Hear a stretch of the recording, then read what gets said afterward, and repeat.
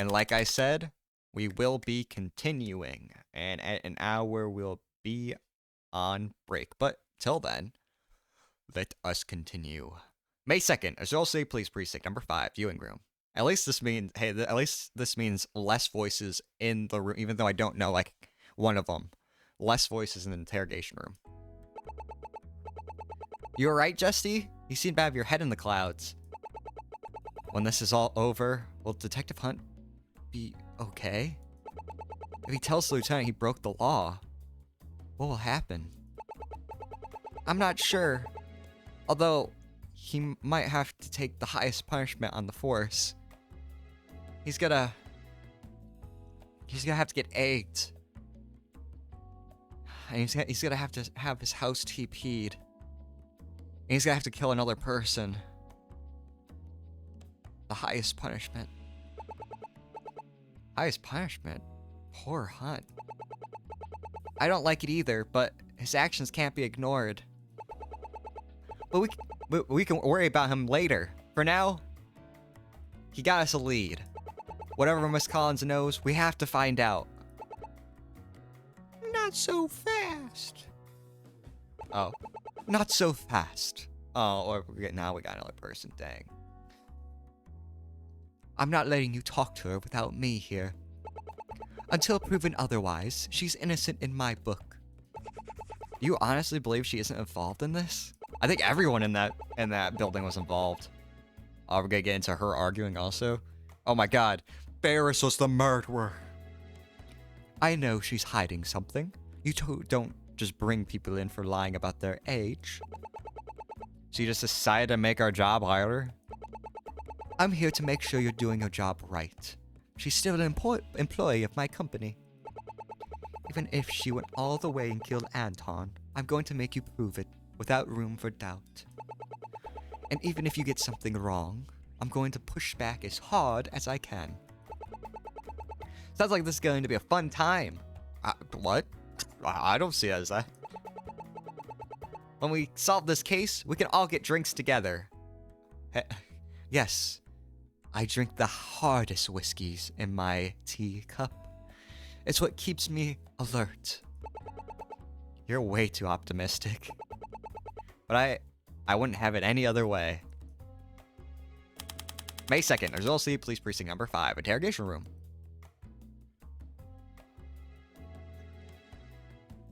Alright, I know all the voices but one. Let's get this started.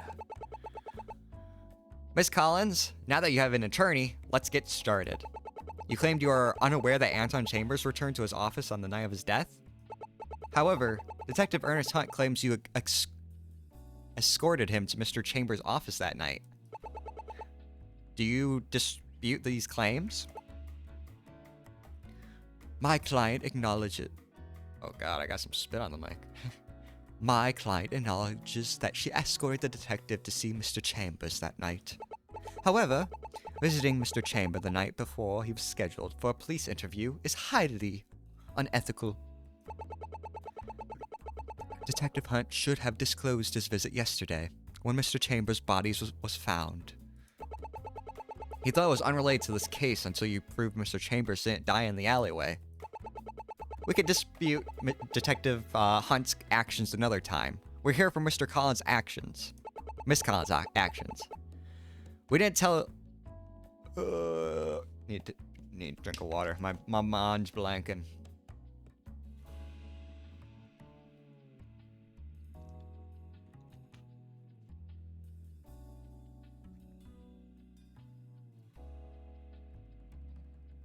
Why didn't you tell us that Anton Chambers returned to his office? I was unaware it was important. I'm just gonna do a robot voice for her. Yeah, the receptionist, like automatic voice, the customer voice. I was unaware it was important. I depended on my recording, so much I misspoke. The eye roll. Oh, please. Spare me the weaponized incompetence. Can you tell us more about when you escorted Detective Hunt? Yes, of course. Interrogation. Alright. I may be a little rusty, but we got this. Oh, that's... I like the title of this. press 1 for escorting the detective. Loyal had told me a detective was coming, and I was to bring him to the president's office. So when he arrived, a little before 7 p.m., I escorted him to the office. Escorting the detective was the only time I had left my desk, or had been in the president's office. While at my desk, I didn't see or know of Mr. Chambers' return. When I heard what happened, I thought he died before ever returning.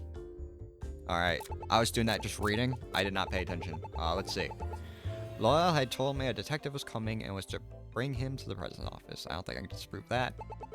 So when he arrived at a little before 7 p.m., I escorted him to the office. I don't think I can disprove that. Escorting the detective was the only time I had left my office.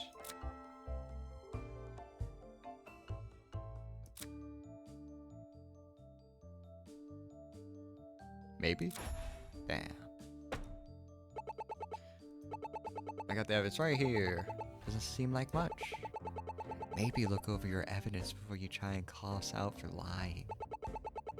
The employees of eBank Investments are sharper than a knife, but tricks won't work here. Jeez, I'm gonna sugarcoat now. I guess I'll think of something else. Scar Detective is the only time I had left my desk. I feel like that has to be something.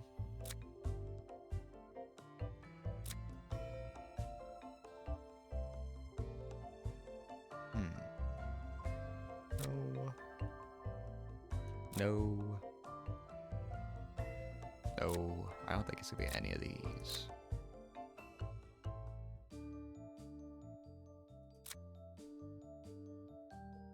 Maybe? Actually.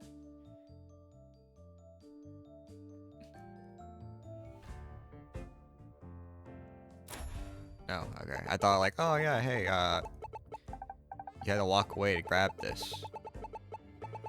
Yeah, you got you're a little rusty in the beginning. You gotta like grease the old brain up, you know? Not that.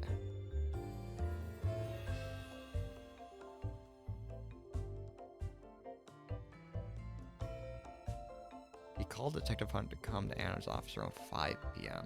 Called Anna Chambers around 7 p.m. Not gonna be that.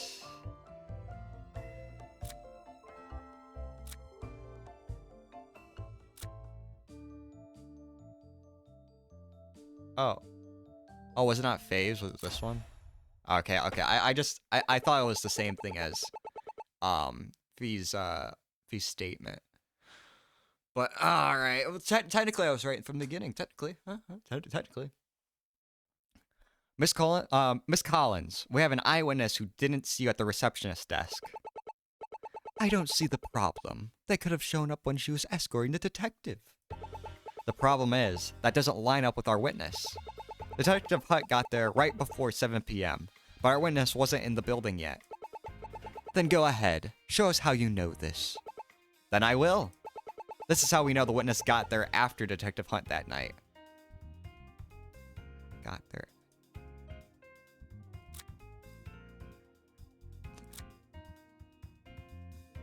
This.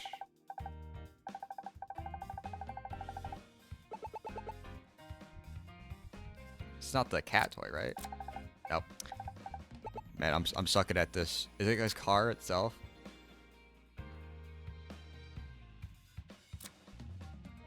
Oh, this. Okay, now we do the statement. Okay, okay. I'm a little dumb there, but... Our witness saw Mr. Ebank leave his home at the same time that Detective Hunt arrived. Since they were in the car at the time, they couldn't have gotten in there before Joy escorted the detective. Or, I guess I should say, she was in the car. What? Oh, what has she gotten into now? Oh, the spit take. Excuse me? What was she doing in the building at the time? We can't disclose any details. We pinky promised the witness. Well, Sophie didn't break the pinky promise. I'm the one who told her. And how do we know they were there? Do you only have their word? Your client found this cat toy earlier. Do you recognize it? Unfortunately, yes. It seems that the witness has a lot of explaining to do later. And a lot of time out corner. No more hide and seek. Back to the main point. Our witnesses were only in the lobby because they heard a loud sound. The exact words are like those cop shows when the police start shooting the bad guys. When this is over, those two are grounded for life. Oh, you're grounding your husband? You're no longer allowed to work. You're no longer allowed to be my wife. What? How long? Until you rectify what you've done. No. Poor Fee. Oh, okay. I thought she meant the husband. No, you can't ground the cat. No, you can't ground me too. I'm going to have to exercise you, or whatever the word is. No. You can come back in another 50 years. Poor Fee. But can you even ground a cat? I do believe your witness was mistaken. I heard a sound, but it wasn't a gunshot. It was a loud noise from outside. I simply left my desk to check what it was. So your witness must have simply been wrong. As the front desk receptionist, it's her responsibility to check if anything is out of place. Did you find out what it was? Sorry, but I couldn't find it. I still don't know what it was. Then tell us more about this loud noise. It's gonna be the car, right? I have a feeling it's gonna be like when the car crashed into the wall. That's my guess. Press 2 for a loud sound. I love. This also just sounds robotic. That's what I love about this. I was at the receptionist desk when I heard a loud noise. I went around the lobby to find out where it came from.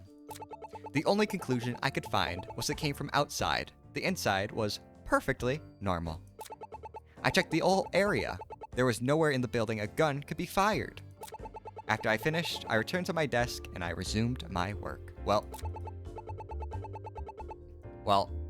I think the gunpowder is a big contradiction against this. Yeah, I was like, no, there was no area that a gun could have been fired. What about this gunpowder? What? There is only one area during our whole investigation where we were able to prove a gun was fired. The president's office. I'm sorry, I must have misheard you. Are you saying the gunshot was from the 6th floor? Exactly. And where were your witnesses when she heard that sound? The 2nd floor? And she said it came from the lobby below them? Yes. Do you have any idea how ridiculous that sounds? It makes no sense. You wanted a source of a gunshot, and I gave you one. I documented our witness's response. Take a look. Putting aside what your witness said, there's a flaw with this theory of yours. Oh, rebuttal? Sounds like another rebuttal is coming. Allow me to explain.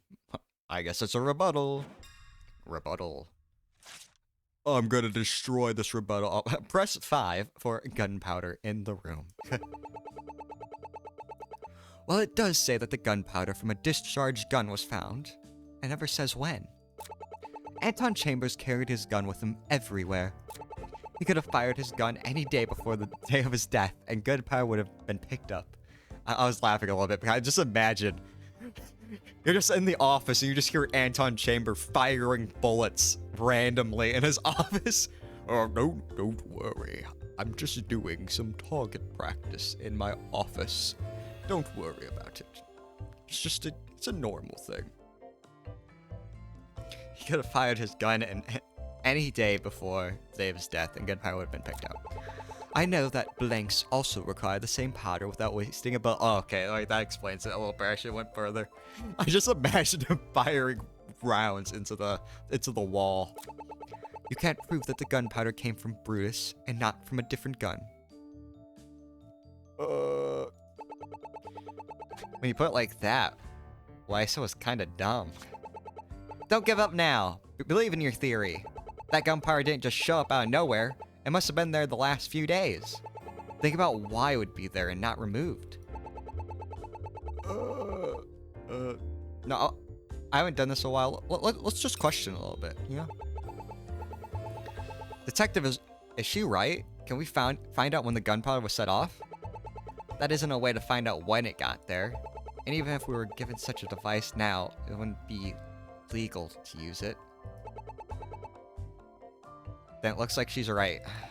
We might as well move on. Carry this gun with me everywhere. Everywhere? It's a gun. Isn't there some safety law to stop him? We have an open carry laws in Azure City, but there are limits. Airports, courthouses, schools, sporting events, gun shows, hospitals, amusement parks, blah, blah, blah, blah, blah. You can't bring those orphanages, though. What? Back up. Gun shows are places where people sell guns, right? You can't bring a gun to a place where people can buy a gun?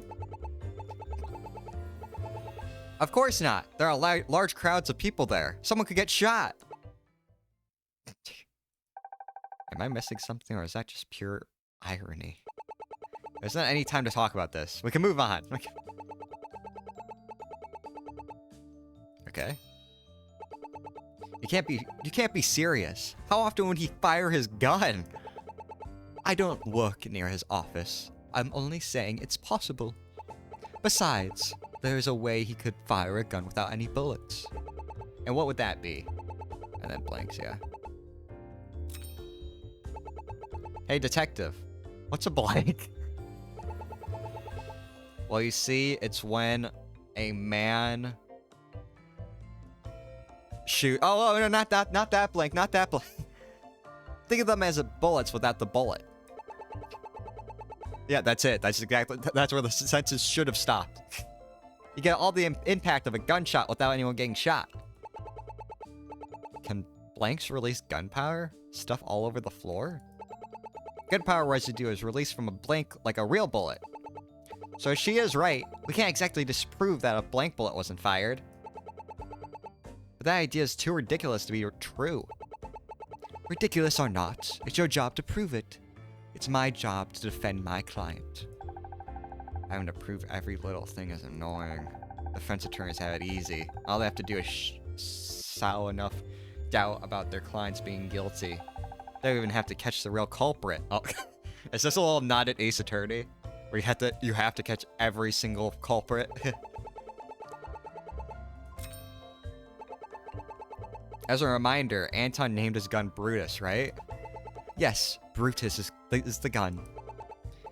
Is this common? Do gun lovers just name their guns such weird names? According to the history, Brutus refers to King Killer. Oh, hey. That is kind of ironic. So, say what you will, but that's a cool name. A king killer that killed his own king. Quite ironic, yeah? Okay, what can we do here? Ernest visits Anton in his office at 7 p.m. after getting a call from the job. Blah, blah. It's not that.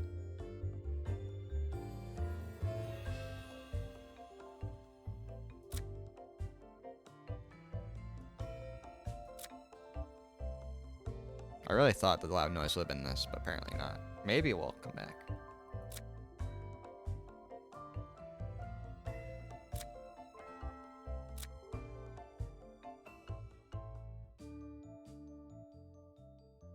Don't think it's that. Not that. Oh, I see. Cleaning crew. Cleaning crew left. I think this is gonna be it. Because that was the only time that his room like would have been clean and the gunpowder would be gone. That's the reason why the gunpowder would still be there. I understand. Not that. I know the plane. No, this is it. This is it. Yep. Ah, that feels good. That one felt good. Honestly. The gunpowder wasn't from the night before his death. The cleaning crew finished cleaning the building at 5 p.m. before Mr. Chambers returned that night. But your husband hasn't had them come back since that night. So that gunpowder could have only been there that night. Miss Collins, do you know why he hasn't gotten them back? Mr. Ebank didn't specify, but I'm sure he has his reasons. Perhaps he simply wanted to give the staff a much-needed break. I see. I'll ask him about it later. I'll have to scream and have a fight with him later tonight. Then it seems we have to address the real question. How could both my client and the witness hear a sound from the 6th floor? And most importantly... Oh, I need to lock in the voice. And most importantly, why would they hear it from the 1st floor? Shoot. I need an answer. Miss Collins, do you still claim that the sound you heard was not a gunshot? All I can confirm is that I heard a loud sound. As the wonderful Miss Ebank has said, it's impossible anyway. We trust our witnesses, so it is possible. She's right. I can't just give up on my theory. I better look over the evidence again. This evidence shows how a loud sound can appear in the lobby from the president's office. Oh, I know it. Oh my god. It's the phone. Yeah. But there was only a single gunshot, so that makes me think, like, he was, like, wounded. Maybe there's 2 shooters. Maybe one wounded him and one finished him off. Another, Nabuk thing where, he tased him, but he didn't actually kill him. Mr. Collins, there's a place for the sound to come from. The phone from the reception desk has a speaker function. If the speakers were on, it would play the gunshot from the president's office. But that doesn't make sense. How could the sound of a gunshot appear at the reception desk phone? The reception desk, or maybe like, the reception desk phone is not always connected to the president's office. She's right. We need to show how that would be possible. That means we need evidence that shows why the speaker played the gunshot. There must be something from the president's office that'll be enough. Here's the evidence that shows how the sound was heard from the president's office. Is it because... Well, it is around the time that the phone call was on, so maybe... Oh, yeah, the president's office phone was kept. Yep. Bam. See? You gotta grease up the wheels, but when you do, you get on that roll. The president's office phone could have been connected to the receptionist's desk phone. We know he had a phone call from 7 p.m. to 8 p.m. that night. As long as a shot appeared during... As long as the shot happened during that phone call, the speaker would play this gunshot. Then answer this. Why was it connected? Are you saying he was shot during a phone call? Not necessarily. All that matters is that both phones were on. Let me think. Of everyone we know who was in the building, who turned on the president's office phone? A ghost. I'm sorry. I have to. Everyone, I know what happened. There's only one answer. A terrifying answer that will shake the very foundation of this case. eBank Investments is haunted by a ghost. We must exorcise the building before it does something worse. Justy, please tell me you're joking. Oh, yes, I am. It was just some lighthearted fun. Maybe ghosts aren't the answer. Let me try again. Oh, and I got a little haunted building little notification. Alright, now let's be honest.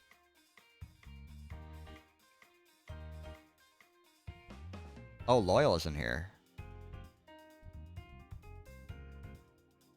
Did I guess say it's Joy? I guess Joy's here? I don't think it's Ernest. I don't think it's Chambers himself. I might be completely wrong here. It's between these two and not Joy. Joy Collins, there's no way you wouldn't notice the reception desk phone being on.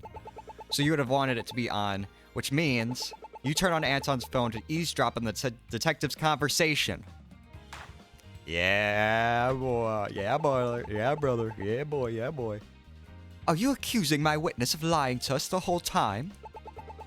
I trust Justina's logic, so yes, Miss Collins is actively withholding information from us. I think you're missing something important. Let's see you counter my next point. But I'll be glad to. Please stay on the line for calling phones. They're getting funny again with these little rebuttals. My client works only at the front desk. She can manly connect it. She can mainly connect the president's office phone to the reception desk, but only from the office. Yet she remained on the first floor the whole time. She has no power to do it from her desk. Okay, now, like I said before, let's do some questioning. Is there any reason to go up to the 6th floor? None whatsoever. How can I give the world-famous eBank investments welcome from the 6th floor? Oh, never mind. We can move on. She can manually connect, but only from the office. There's no way to remotely connect the two phones? eBank Investments has 5 stars in private security for our employees. It would be completely unethical if our phones could. 5 stars from the Entrepreneur magazine isn't just for show. You are free to look into our phones, but you won't find anything. Thanks for the offer, but we will stick to our already collected evidence.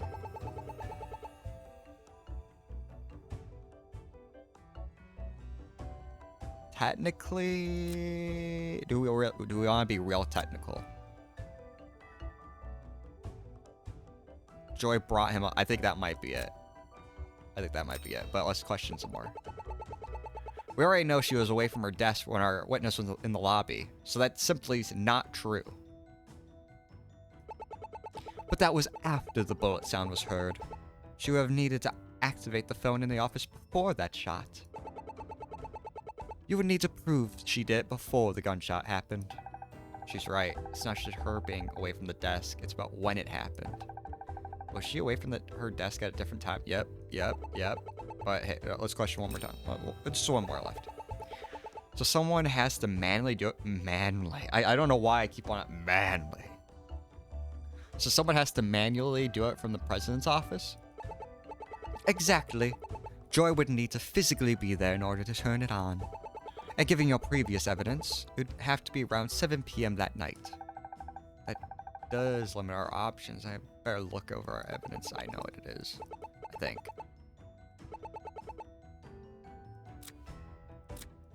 Yeah, boy. Yep. There was one point when Miss Collins was in the president's office, when she escorted Detective Hunt up there. Yes, I was being a nice host and escorted him. But I never went to the phone. We can ask Detective Hunt if he remembers. The key word is if. It's her word against the detectives. How do I prove that? It's not like there are footprints we can use. Detective, what do we do? There is one thing that is bothering me. This whole theory is built on proof that a gunshot was played through the reception desk phone. Then why was the speaker on? If Miss Collins really did connect the president's office phone to a reception desk, she did it on purpose. Meaning, she would have wanted to overhear the conversation with Detective Hunt. Oh, we gotta do the she records everything thing? She could have just placed it next to her ear like most people. My, detective. It seems you are poking a hole in your own case. Have you given it up already? Quite the opposite. This is a new way to prove Justina's theory. How am I supposed to know why the speaker was on? Look over all the evidence we collected. Ask yourself, why did she choose to do it? Once we prove that, this mystery is good as solved. And I need to think this long and hard about this. Why would she have to keep it on speaker? The reason she had the phone on speaker is... Yeah, she records everything, right? Joy records, yep. Man, I'm in your head, Joy. I'm in it. I'm reading it. I'm reading like a book.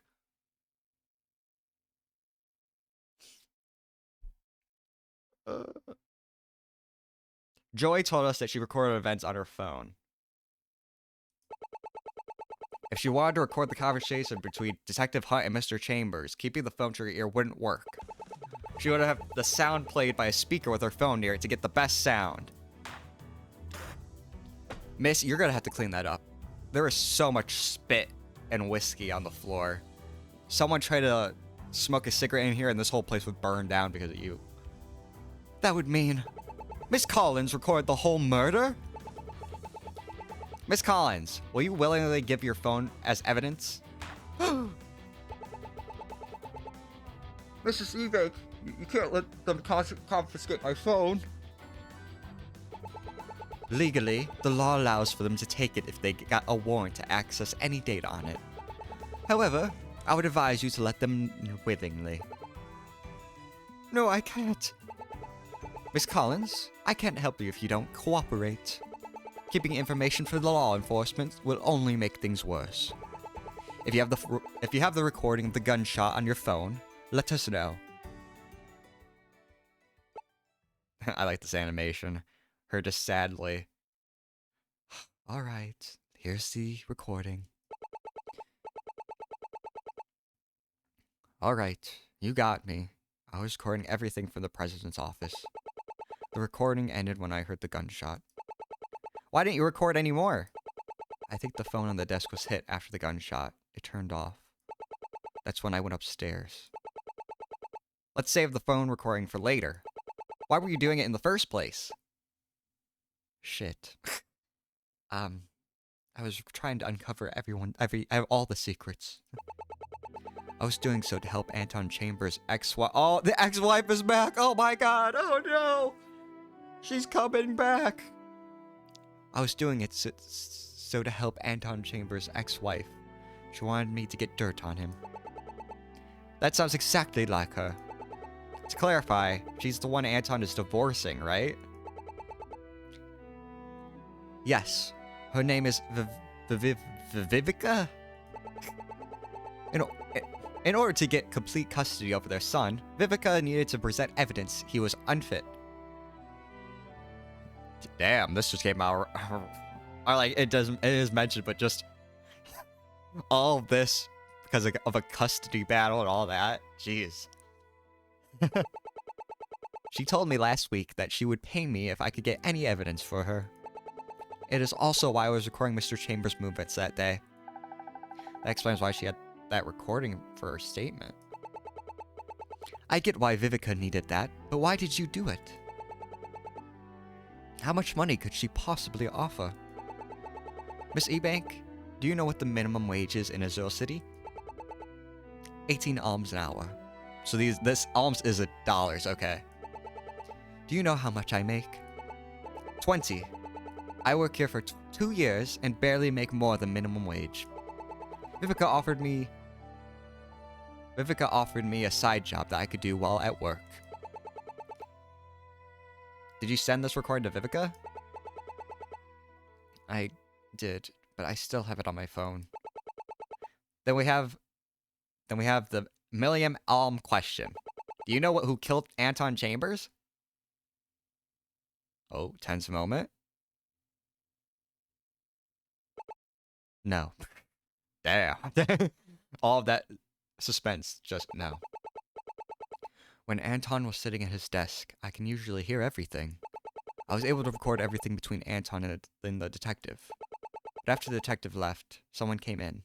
So it wasn't Ernest. Thank God. Literally, I think it is either Loyal or Owen. When did Owen say that he came in?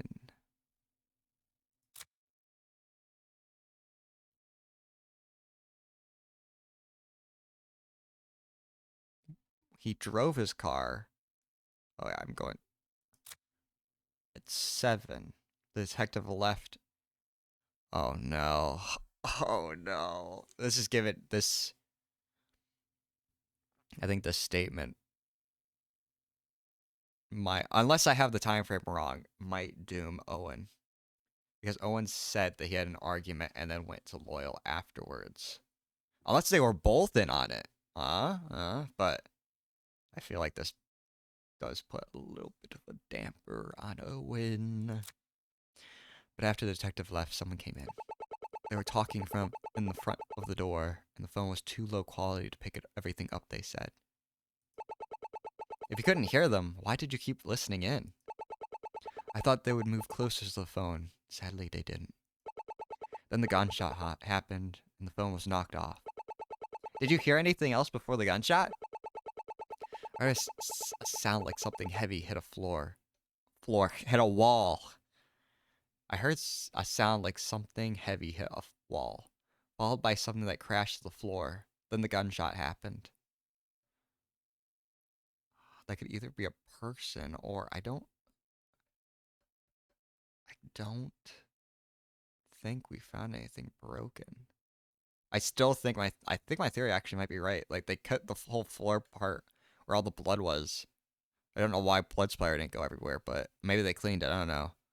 But they they cut the floor where the blood was, just wrapped him in it, and then yeah, did the whole car thing. Hang a wall and something crashing. Sounds like a struggle. Miss Collins, do you know what two-party consent is? Yes, that's why I tried to hide the gunshot. And during said struggle, was anyone talking? No, it was just the sounds I said. Then you know that we have to charge you for illegally recording two conversations. I don't think this is the time. We're still discussing a murder. At least this is not a murder charge. We also need to confiscate those recordings from your phone. We could keep only the struggle part and dispose of the rest. Whoever she recorded could help us find the culprit. Why only keep the ending part? Miss Ebank, if your client was found guilty in court because of this recording, what would you do? Any lawyer would demand a mistrial. Miss Collins' illegal act makes anything said on the recording fruit of the poisonous tree. But legally, there is a loophole. Recordings of a conversation are illegal, but other recording sounds are perfectly acceptable. Meaning we could keep the struggle and dispose of everything else from the recording. I'll update the evidence from the president's office. Miss Collins, can you tell us what happened when you went upstairs? When I heard the gunshot, I thought Mr. Chambers killed someone. No, that's understandable. So I took the stairs and sneaked my way into the 6th floor. Real quick, I want to look. What was the struggle? They just completely changed that one up. That explains why our witness didn't see in the lobby. Why'd you take the stairs? If I took the elevator, they might see me. It was easier to sneak in by the stairs, even if it took longer. When I got there, I didn't see anyone, but people weren't the only thing missing. Both the rug and clock on the wall were missing. Oh, the clock. Maybe that was the crashing noise? They were there when I came in with Detective Hunt. Joy, do you know who removed them? The rug. I have the rug. I think I know how that connects. I don't know about the clock, but I do know about the rug. It was Loyal. Oh my god. I think it was Loyal, man. I think Loyal is the murderer now. When I was looking around, I heard the elevator arrive at the floor. I ran to see what it was, and it was Loyal carrying on one end of the rug. It looked like someone was on the other side carrying the rug, but the door was closed, just enough that I couldn't see who. Oh god. It's both Owen and Loyal. Or Owen has to be a little bit in on it because of that statement, but I still think Loyal is the one who murdered and Owen just helped. What time did this happen? 8:25 p.m. Sunday night. I wanted to be there sooner, but climbing 6 flights of stairs in the heels took the wind out of me. I wanted to follow Loyal, but I didn't know where in the building he went. I thought he went to the 1st floor, but I couldn't find him. If Loyal took the rug after Mr. Chambers was shot, he must have wanted to dispose of it. Something we couldn't find must have been on the rug. Justy, do you have any ideas? If Anton Chambers was shot in the office, it would make sense that he would be bleeding. Yet we couldn't find any blood in his office. What if, after getting shot, he fell on the rug? That way the rug would have absorbed all of the blood and none would get onto the floor. Mrs. Ebank, do you happen to know what the rug was made of? Yep. It was a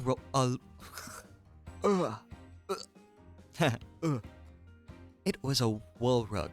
Why?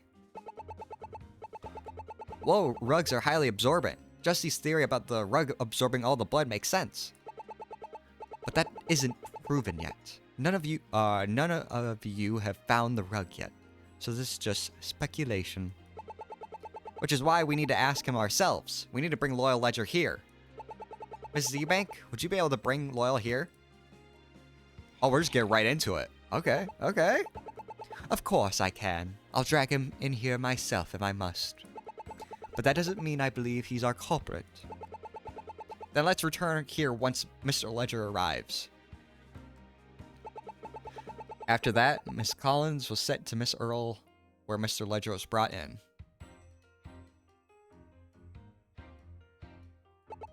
Because Loyal was the president of the company, Mrs. Ebank once again agreed to represent him. Oh, obviously, yeah.